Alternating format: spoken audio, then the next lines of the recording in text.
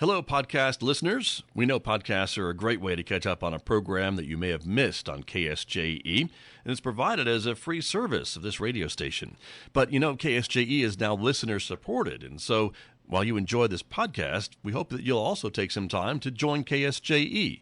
Become a member today. It's quite easy to do. Just go to our website at ksje.com/support and pick the level of support that best matches your budget. Thanks again for listening. Here's your podcast.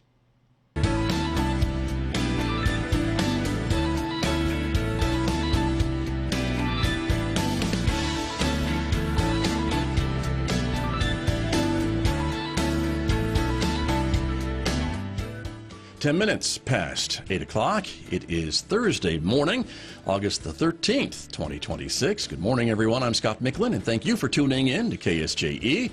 90.9 FM over the air right here in San Juan County, New Mexico. In Durango, Colorado, we broadcast at 103.3 FM.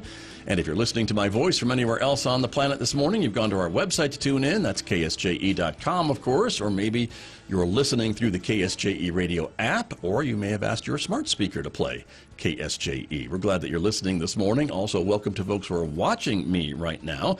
The video of this program is streaming out live to the KSJE Facebook page and also to our YouTube channel. So there are lots of ways to connect with us each and every morning here on KSJE. Coming up in the next few moments, we're having a conversation with our friends from San Juan County about some of the work they are doing about land use in the area and some future planning in San Juan County. And they also want to hear from you. So we'll let you know how you can take part in this as well during our conversation, which starts in the next few moments right here on KSJE. And then later on this morning, we'll be visiting with our friends from the Aztec Museum and Pioneer Village. They have another special event coming up soon on their ongoing theme of the importance of sheep in the early days of San Juan County. And a noted author on the subject will be on the program as well. That's coming up at 8:50 a.m. here on KSJE, so stay tuned for that. Then, of course, at 9:06, it's Roving with the Arts, our weekday classical music program with Mick Hess. Don't forget, you can also connect with KSJE on other forms of social media. You can find us over on Instagram or Blue Sky, X, and now Nextdoor, so we'll see you over there. And if you're a podcast listener, you can subscribe to KSJE Podcast wherever you listen to podcasts. We publish new episodes almost every day, and discover maybe a new local program in your podcast feed every so often. Also, you can get podcasts and listen live and much, much more as part of the KSJE Radio app, available on the App Store and on Google Play. Outside our studios at San Juan College this morning, 62 degrees. We haven't seen temperatures that cool in quite a while this summer. 62 degrees, and we're expecting another cooler day today with another 50% chance of showers perhaps today. 80 degrees for a high in Farmington. We got some pretty steady showers overnight last night, which is very welcome. Tonight's forecast calls for another 50% chance of showers with a high of a low of 68 overnight tonight. On Friday, again, 50% chance of showers tomorrow, 79 for a high, 65 overnight, and the highs for the weekend, again in the mid to lower 80s with partly sunny skies. Back with my guest to talk about land use and more here in San Juan County right after this on KSJE. In a medical emergency, stroke, heart attack, trauma, every minute matters. The decisions made in those first moments can change everything. San Juan Regional Medical Center offers advanced, comprehensive, definitive care. Available 24 hours a day for everyone in our community. When minutes matter, San Juan Regional Medical Center is here. Find out more at sanjuanregional.com.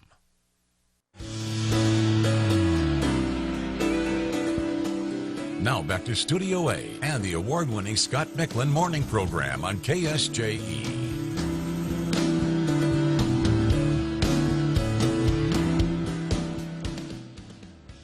I'm back in the studio this morning with my guest, as I mentioned, from San Juan County. Joining us here in the studio is the Deputy County Manager for San Juan County. Stephen Saavedra is here. Mr. Saavedra, welcome back to KSJE. Good morning, Scott. Thank you for having me. You bet. Good to have you here. And joining us remotely from her offices in Albuquerque, we are joined by Liza Coldwell. She's with Architectural Research Consultants. Good morning to you, and thank you for being with us. Good morning, Scott. Thanks for having us. You bet. Good to have both of you here to talk a little bit about this project that San Juan County is undertaking. Mr. Saavedra, kind of get us started talking a bit about land use in San Juan County and how to use it maybe better or how to use it in the future? I guess give us some ideas of this topic, if you wouldn't mind. Yeah, certainly, Scott. So right now, San Juan County is undergoing a planning effort, and what that planning effort is a update to our growth management plan. Okay. And what that consists of is identifying where San Juan County is right now, what the past of San Juan County has been, and what the roadmap going forward of San Juan County should look like. And within that, this growth management plan looks at transportation, economic development, housing, hazards, and of course land use patterns in terms of growth or stabilization of growth.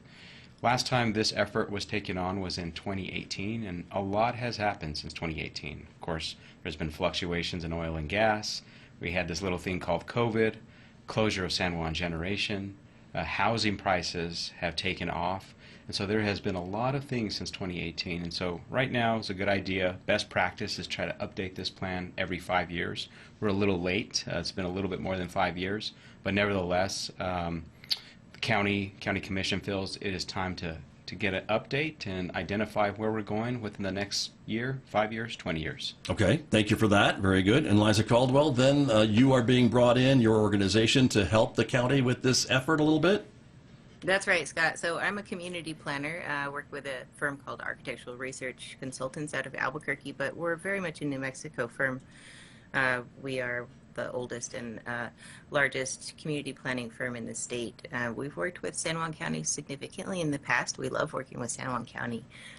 We wrote the downtown Farmington plan. We wrote the previous San Juan County Growth Management Plan, which is what we're updating currently. Right. And we have just a ton of experience in the area, and we really love working with San Juan County, and we're hoping with this project to help you guys sort out some issues with your land use and get land use set up and really work to get some housing development going in the county and listen to what the community wants and try to help you guys get there.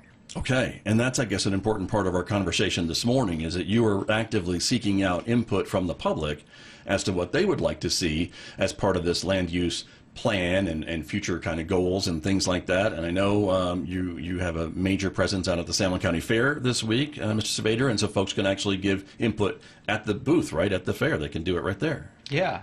So this growth management plan and affordable housing plan is going to be as useful as the public participates and gives their feedback.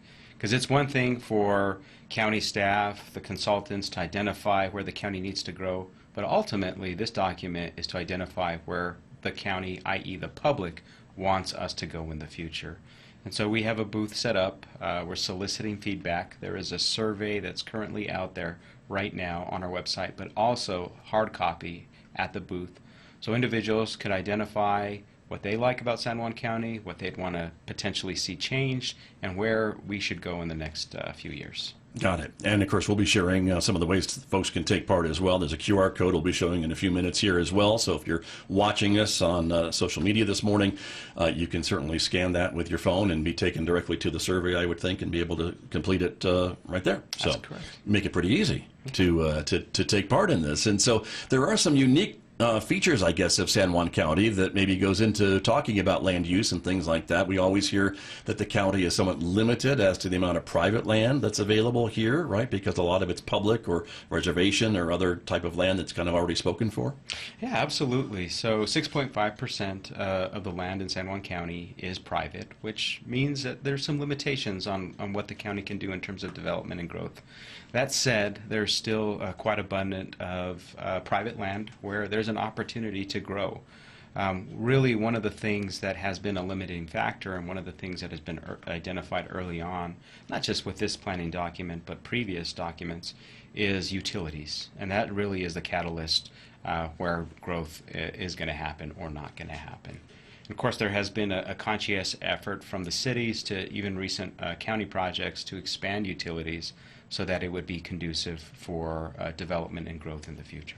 Got you. Now, you're talking probably more about like wastewater and things like that and sewer and things rather than electricity and other types of utilities. Am I understanding that correctly? Yeah, water, wastewater specifically, that seems to be the catalyst. And when we're really looking at housing development and the cost of housing, it goes back to a supply and demand issue. And so where there has been the need for more housing, more new housing, really the issue that we face is that type of housing development is going to need a wastewater system. If not, it's going to be limited to a septic system, and there's requirements from the state that limit that to, for example, 3/4 of an acre. And so that really becomes a barrier for more housing in our community if you don't have the proper utilities. Got you. That's an important thing to keep in mind, I know. And Liza Coldwell, again, with the work that you all do, some of these restrictions, I guess, or maybe not restrictions, but limitations. I mean, you just can't put an apartment building wherever you want in some of these places in New Mexico, correct? That's right, Scott. So one of the major efforts that we're working on in these projects is to help the county identify parcels or areas where we could prioritize for development, and particularly affordable housing development, which includes workforce housing. You know, our effort is to try to improve the availability of all types of housing, not just affordable or subsidized housing, but workforce housing to single-family senior housing. And so our effort is a broad one to try to address all the topics.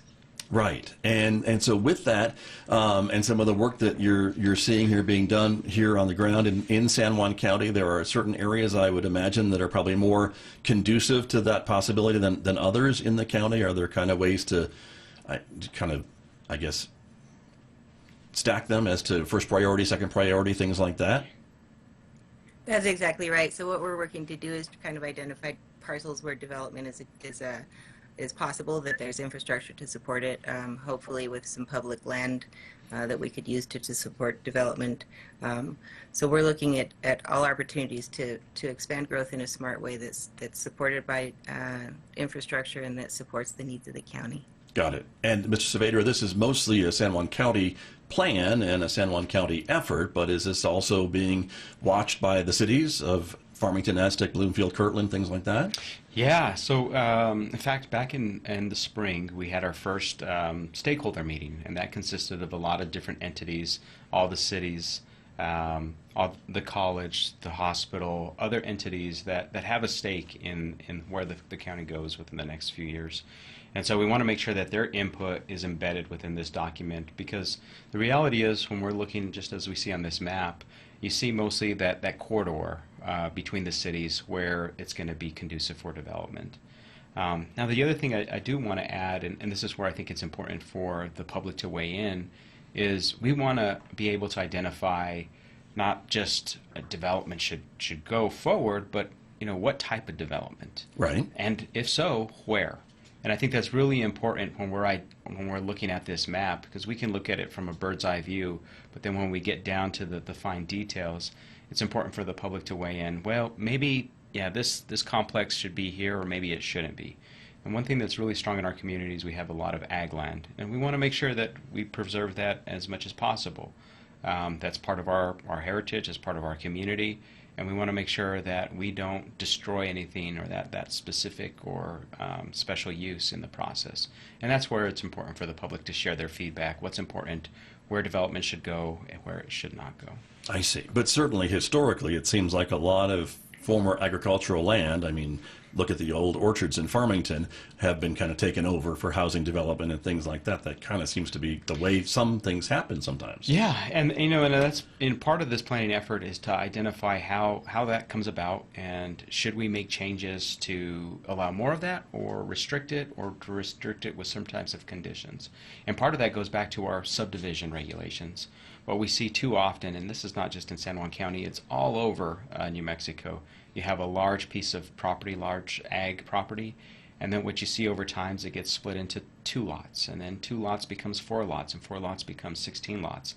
And then that characterization that you once had now changes, and that's not necessarily a bad thing. What that does is allow for more development, and on one hand that's good.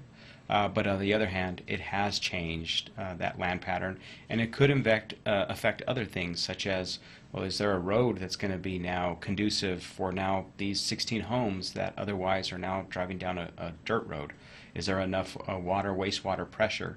And so that's where we want to make sure that we get those details right, because this will, unfortunately or fortunately, affect people.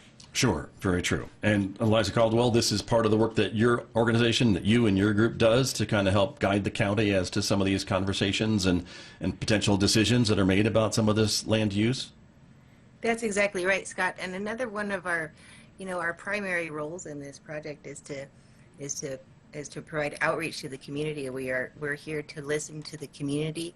These are community development plans, and we take that very seriously. When I work with a community to develop a plan, this is not my plan. This is the community's plan, and we make an effort to get as many voices as we can into the process, and we very, very much hope that the community will help us out and come visit us at the fair. Come visit us at the fair this week. We've got a booth there, and most importantly, please take the survey so you can get to the survey. We have a website for these projects, for these planning projects. It is sjcplan.com, and there you can find information about both the planned projects. You can find previous plans that we're working to build on.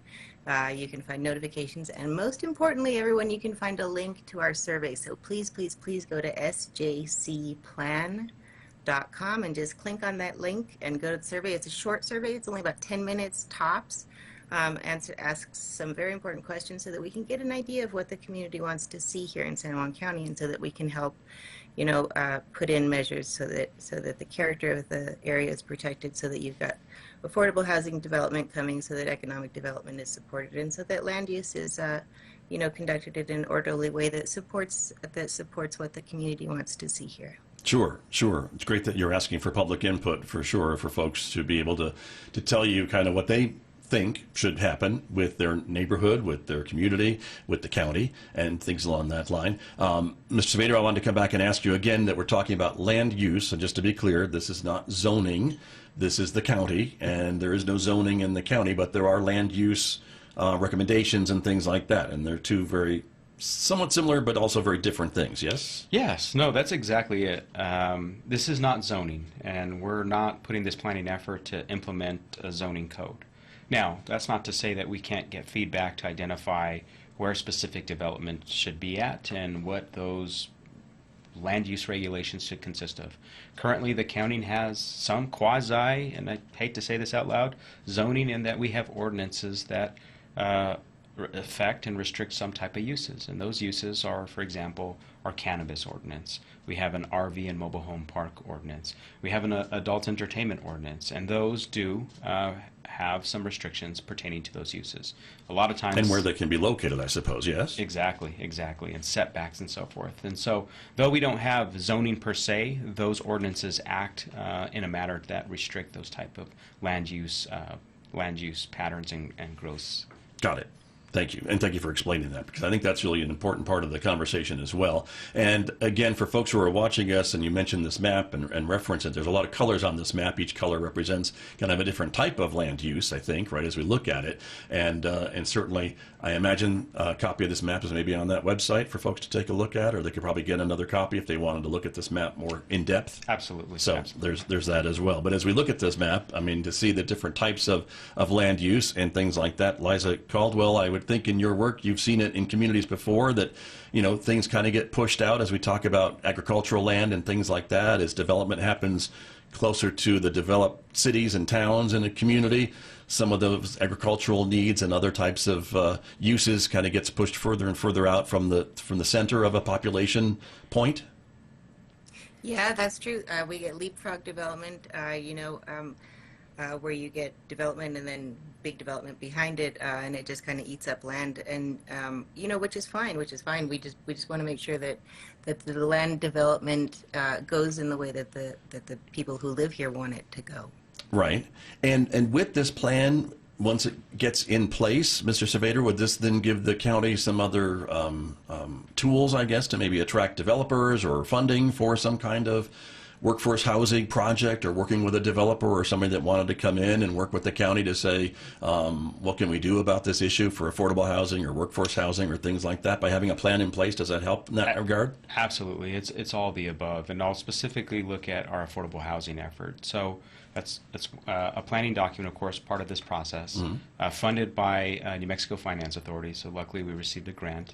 And what that really, that planning document is going to tell us is some strategies, identify areas, and so forth. We don't necessarily need a planning document to inform us that housing has got more expensive. But what this planning document will do and will allow the county is, of course, identify those strategies. And one of those strategies is hopefully to pass the Affordable Housing Act. That's a state law which would allow then the county, and then allow some of the cities like Aztec, Bloomfield, the town of Kirtland, the city of Farmington has already passed their ordinance pertaining to this act, to contribute potentially land, for example. The cities would have the ability to reduce some of the utility costs in terms of connection costs. And what that does is bring down the overall cost for development, and then therefore making it that much more affordable, not necessarily affordable housing per se, but just housing in general. And that's really the big takeaway, is the strategies, the tools we can put in place so that we could have a more abundant quality of life and the housing that's associated with it. I see. And Liza Coldwell, do we see this in other communities, maybe where your organization has done some work as well, by putting this plan into place, that it kind of opens the doors for more conversations with developers and other folks, that movers and shakers, I guess, that can maybe move some dirt and make some of these things happen?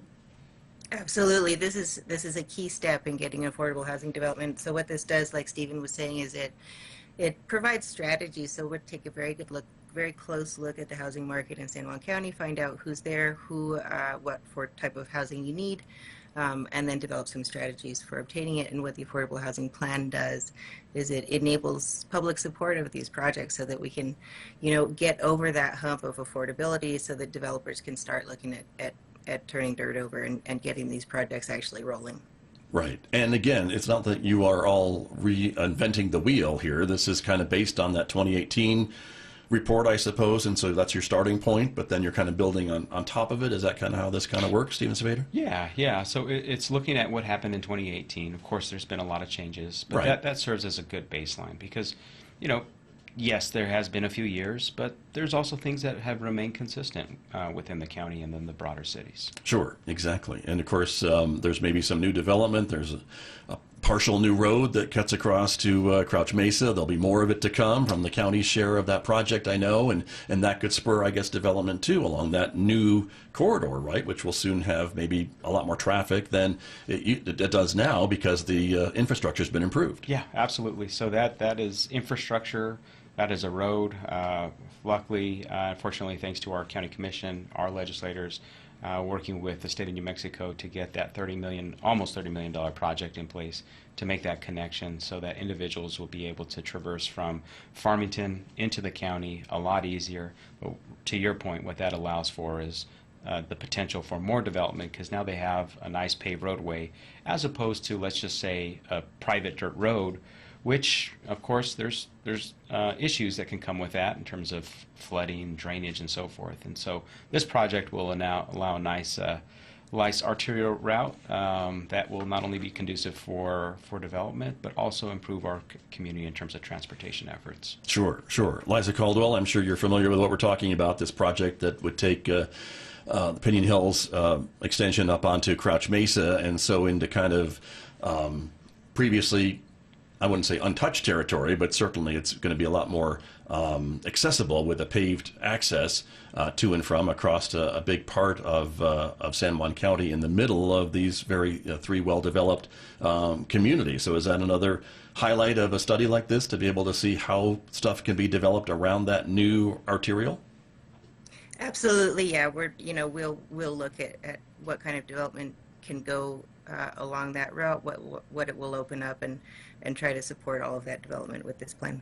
Got you. Very good. And so what are the next steps? We just have a couple of minutes remaining this morning. Liza Coldwell, the next steps would be to get this public comment and public input, and then kind of ingest it, I guess, and discuss what the public is saying with your contacts with the county? That's exactly right. So what we'll do, I'm going to ask again, please go to the website, sjcplan.com, and fill out that survey for us. We really genuinely would appreciate it. Come visit us at the fair, too. We'd love to see you, chat about land use, chat about housing, chat about whatever you want. So please do come visit us. And the next steps, once we get some public input, we will go back to our steering committee. So we have a steering committee with the county that's made up of representatives from San Juan County, not the county itself, but just people who live here, Right. that represent economic development, housing, transportation, all our different topics. So we will come back to the steering committee and work with the steering committee to develop goals and policies that touch on all of our topics. We'll develop a draft plan, and then we'll bring that back to the public for public review. Once we get a little bit of public review on that, we'll take it to the county commission for approval and ask them to adopt it. Got you. And that'll probably happen early next year. I see. And then with that approval, Stephen Saavedra, that would be a document that the county can go back and kind of point to and say, here's why we're doing this, because it's in this plan that was approved by the county commission, and this is where we see this growth happening, and that's why we're approving this project in this particular parcel. Yeah, and I think what's really important with any of these planning documents is that there's strategies in place, that we're looking at those strategies and adhering to them. Because I think the criticism too often is we created this planning document, we got a lot of people involved, and of course it's just sitting on a shelf collecting dust. And I know that's not what Liza's going to do. That's not what the county is about. We want to make sure that if it's important for the county to move in this direction, then we need to identify how we're going to get there. And I think the good thing about this planning document, there'll be strategies from a 1 year, 2 year, 5 year outlook, so how we can be able to obtain those goals. Got it. Got it. Very good. And is there a deadline? There must be a deadline to get some of these survey results back in. Liza Coldwell, are you hoping that folks will respond quickly, or do we have a month to do that, a couple of weeks to do that? What's the timeline here? We'll leave the survey open for a little bit longer than a month, so people have plenty of time. And I do, Scott, I do want to say about the survey. Yes. Ladies and gentlemen, we really, really genuinely care what you have to say to us about the county, and we really include everything that you say. So every comment that you fill out on that survey, we will include that in the plan. If it's just in the back in the appendix, it'll be there. But we read through everything. We integrate all of that thinking into our planning work. So I just want to let folks know that if you go fill out a survey, it matters. We really care. We really listen. Thank you. Thank you for stating that. I think that's really important and good to know. And I just wanted to again show this other graphic that we have about new development, and kind of talks about different types of things, and maybe some things that folks maybe hadn't thought about, like hog farms or rock crushing or solar farms or things like that. And I guess it's the whole idea of a land use plan to say, well, maybe I don't want a hog farm next to my subdivision, or maybe I don't want rock crushing next to my preschool, or things like that. And that's kind of what we're talking about. Yes? Yeah, so you're really asking this question on, where these type of uses should go, where they should be allowed, where they should not be. I want the jobs from these types of industries, right? But maybe not the other stuff that comes with it in some places. Yeah, and what we have learned through this planning process, just in the short period of time, is, we have posed this question, and some individuals were unaware that, hey, I live in the county, and I didn't know a rock crusher could be right next door. Well, the reality is, because there's no specific zoning code that prohibits that, yes, that use can happen. And so I think one of the big efforts in this is, one, that education piece. Because we're not here just to tell you this is where it should go and where it not should go, but hey, let's talk about this, let's further discuss what the impacts can go. One of the things with affordable housing that we have an advantage of in the county with no zoning that some municipalities face is there can be restrictions, there can be individuals that say it has to be zone change for this type of use. We don't have that issue in the county. Now the trade-off is, what can happen is we have uncertainty. If I build, just like you said, a subdivision, then this type of other use that could have some negative externalities exist right next door. And that creates uncertainty for the developer, and that could potentially limit that development, because they don't want to put forward many houses if it's going to be potentially a use that's noxious next to them. And so we have to identify, those are the trade-offs. How do we thread that needle? Sure, and that's kind of the whole point here, and what we're talking about. And so again, we'll put up the QR code on the screen if folks are watching, and if you want to point your phone camera at the screen, that's the QR code to go to the website, take the survey, and to get your 2 cents in this plan. Maybe it's more like 5 cents, just depends on how much you have to say. But the county is actively seeking your participation, everybody, and so I would hope that folks will be able to do that. And as Liza Coldwell said, all those comments will be read and put into the report. Yes? That's right, Scott. So we hope, and if you can't get to the QR code here, remember the plan website is sjcplan.com, and we'd love to have your input. That's important for a radio audience who can't see what we're talking about. So I appreciate you repeating that as well. That's wonderful. Very good. Final thoughts, Mr. Saavedra, before we go? Just final thoughts. San Juan County's homepage will also have a link to the survey as well. And so we just hope to see everybody at the county fair. We look to have everybody engaged, not only with their feedback, but also this is a long-term planning effort. Sure. So even if you're unable to attend the fair, of course, my phone, my office, we're always open. That's why we have the website. We really do want to engage the public. It is important on how we shape the future going forward for our community. Very good. And the website, I know it's being shared on social media too, so lots of ways to get that information. So very good. Appreciate you being here. Thanks so much. Thank you, Scott. And Liza Coldwell, thank you for joining us from your office as well. And much good luck with the work that you're doing here in San Juan County. Thank you. Thank you very much, Scott. It's always a pleasure to work with San Juan County. You're very welcome. Thanks for being here. Both of my guests this morning with me here on KSJE.